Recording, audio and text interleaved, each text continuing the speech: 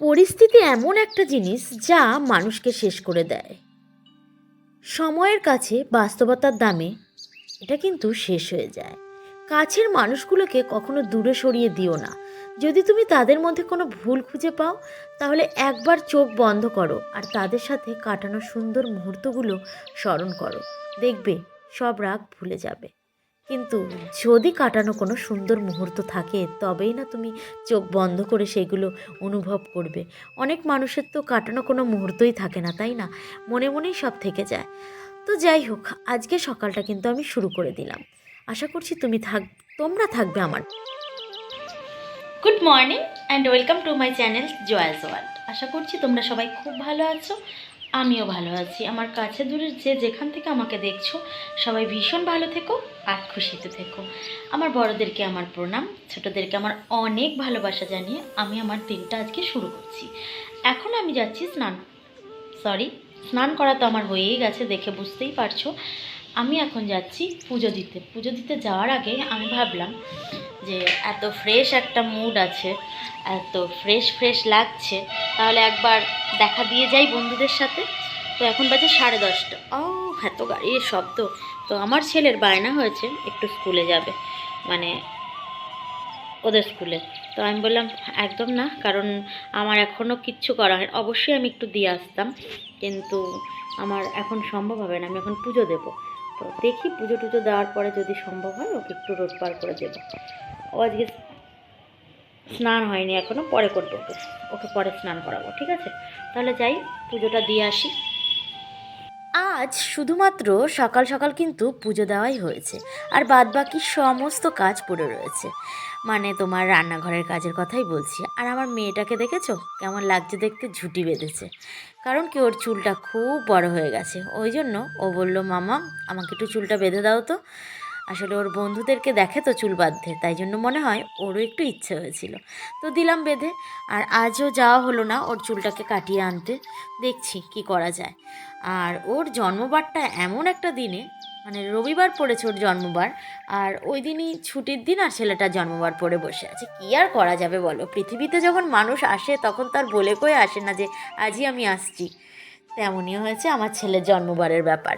আর দেখো, আমি কিন্তু ওইদিকে পুজো দিয়ে এসে আবারও সোয়েটারটাকে গায়ে চড়িয়েই নিলাম। কারণ কি, ঠান্ডাটা কিন্তু বেশ পড়েছে। বাইরের দিকে দেখেই বুঝতে পারছো যে কুয়াশা কিন্তু এখনও রয়ে গেছে। দেখেছো? ওই যে জানলা দিয়ে দেখা যাচ্ছে ধোঁয়াশা ধোঁয়াশা ভাব। তো বেড কভারটা কিন্তু আমি আজকে চেঞ্জ করছি। আর পুজো দিতে যাওয়ার আগে সব কিছু তোলাই ছিল, শুধুমাত্র পাতা হয়নি। কারণ পুজোটাও তো আমাকে তাড়াতাড়ি করে দিতে হবে না, ওই জন্য। তো একটা কথা বলি, যে আজকাল আহ, যখন আমরা, মানে যেমন করে আমরা শর্ট ভিডিওগুলো স্ক্রোল করতে করতে দেখি না, সেইভাবে কিন্তু মানুষের লাইভও চলে আসে। তো তেমনই কিছু লাইভের সাথে কাল রাতেই পরিচয় হয়েছিল।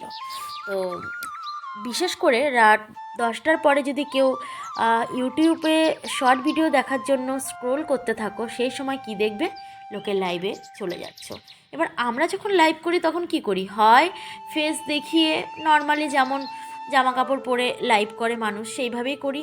আর ম্যাক্সিমাম আমরা যারা করি তারা কিন্তু একদম মুখ না দেখিয়ে, মানে ফেস না দেখিয়ে যেভাবে লাইভ করে সেইভাবে কিন্তু রাত্রেবেলাটা আমরা করে থাকি।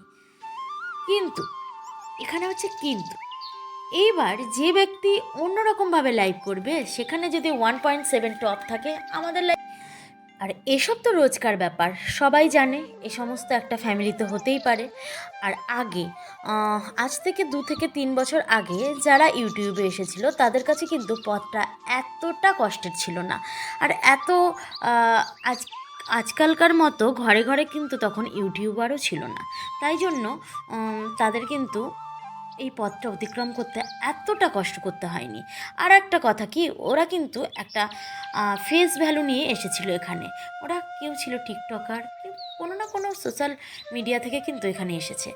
যখন টিকটক বন্ধ হয়ে গেল, তখন কিন্তু ঝুপ করে এসে ওরা কী করলো, ইউটিউবে একটা চ্যানেল খুলে বসলো। তখন কিন্তু তাদেরকে দেখেই অনেকে চিনে যেত, আরে এর তো টিকটকের, এই মুখটা তো চেনা চেনা লাগছে, একে তো চিনি। কিন্তু আমাদেরকে কে চেনে? কেউ চেনে না। বাড়ির 4 দেওয়ালের মধ্যে বন্দি আমরা, এই বাড়ির 4জন 5জন ছাড়া কেউ চেনে না। তাই জন্য আমাদেরকে কি বলবো, এক এক সময় মনে হয় যেন আজই ছেড়ে দিয়ে চলে যাই, কিন্তু আজই কি ছেড়ে দেওয়াটা ঠিক হবে?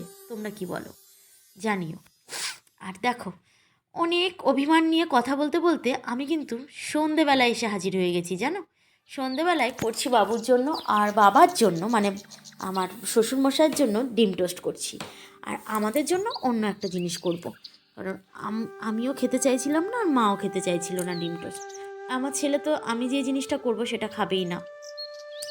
ও শোনো, একটা জিনিস তোমাদের একটু আগে দেখালাম, ওই যে সর্ষে বাটাটা দেখেছো না, ওটা কিন্তু সর্ষে আর তিল বাটা, আর তার মধ্যে আমি কিন্তু একটু রিফাইন তেল দিয়ে রেখেছিলাম। ওটা দিয়ে রাখলে ফ্রিজে যদি তুমি কিছুদিন রাখো, ওই জিনিসটা পুরো টাটকা থাকবে, কিচ্ছু হবে না। আর যদি কেউ না জেনে থাকো এই জিনিসটা, করে দেখো, দেখবে আমার কথাটা কিন্তু ঠিকঠাক হবে। আর যারা যারা জানো তারা তো জানোই, আমি এই জিনিসটা শিখেছিলাম, অনেকেই শুনে থাকবে, হ্যাপি উইথ মামন, মামনদির কাছ থেকে। কারণ আগে ওদের ব্লগ আমি যখন দেখতাম, পুরো বাংলা বলো আর হিন্দি বলো ওই সিরিয়ালের মতো করে দেখতাম, যে কি সুন্দর লাগতো। কিন্তু আমরা যেভাবে মামুন্দি, তারপরে এখনই চর্চিত যে মহিলা আছে তাদের ভিডিওগুলো দেখতাম, সেইভাবে সেই সব ভিউয়ার্স কিন্তু আমরা জীবনেও পাবো না। আমাদের ভিডিও কারা দেখে?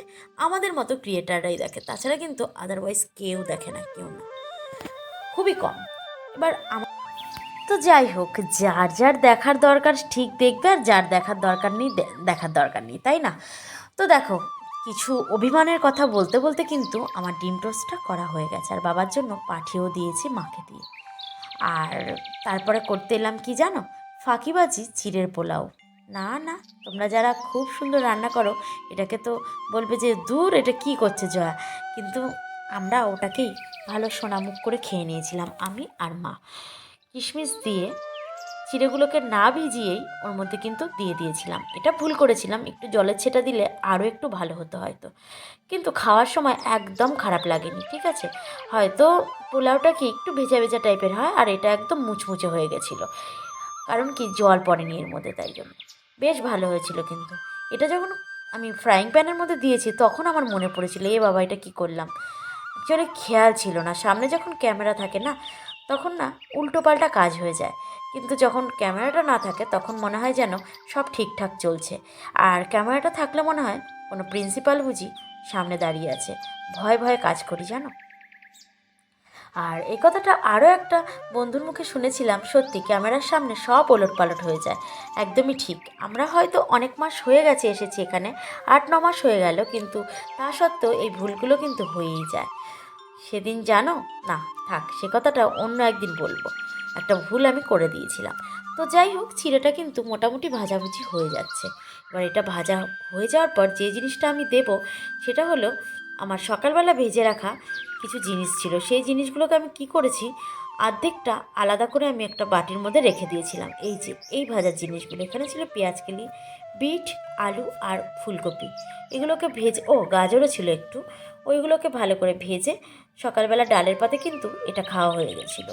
আর অর্ধেক না, একটা মাঝারি সাইজের বাটিতে আমি রেখে দিয়েছিলাম, এটা বিকেলবেলা এই জিনিসটা করব বলে। আর সকালবেলা এই জিনিসটা করে আমি নিজে খাইনি, কিন্তু বাবুর মিসকে দিয়েছিলাম।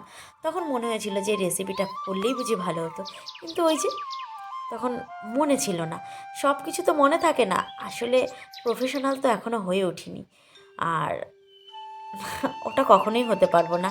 আমার আরেক বন্ধু আজ জানিয়েছে এই জিনিসটাকে প্যাশন হিসেবে নিলেই বুঝি ঠিকঠাক, কারণ ওই সব প্রফেশনাল টাকা ইনকাম করবো ওইসব দিকে না যাওয়াটাই আমাদের বুঝি উচিত, জন্মেও হবে না। তো দেখো কেমন হয়েছে বলো, চিড়ের ভাজা বলতে পারো আর পোলাও বলতে পারো, বাবুর জন্য ডিম টোস্ট আর আমাদের জন্য চিড়ের ভাজা। পোলাও নাম দিয়েছিলাম, কিন্তু যেহেতু এটা চুরমুড়ের প্রকৃতির হয়েছে ওই জন্য ওটাকে আমি ভাজাই বললাম। তো আজকের ভিডিওটা কিন্তু এই পর্যন্তই, কেমন?